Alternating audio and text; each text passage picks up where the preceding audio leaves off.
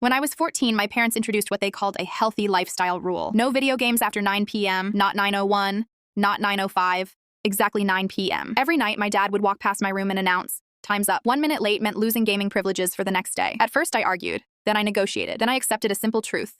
I couldn't beat the rule, so I decided to follow it perfectly. The next evening, at exactly 8:59 p.m., I shut down my game, stood up dramatically, and announced the gaming business is now closed. My parents seemed pleased. That should have been the end of it. Instead, it was only the beginning. The following day, I created a small desk sign, Nyack Entertainment Corporation. Operating hours, 4 p.m. to 9 p.m. At 9 p.m. sharp, I flipped the sign to closed for maintenance. Then I spent the rest of the night sitting at my desk wearing sunglasses and pretending to review company finances. My parents thought it was weird. I thought it was hilarious. A week later, things escalated. I started holding staff meetings with myself. At dinner, I'd sigh heavily and say things like, "Unfortunately, upper management has once again refused to extend operating hours." My mom would ask, "Who's upper management?" I'd slowly turn and look at my parents. The table would go silent. Soon I began submitting formal written requests. "Dear Board of Directors, market research suggests that extending gaming operations until 9:30 p.m. would increase employee morale by 87%. Sincerely, Chief Executive Gamer." Every request was rejected.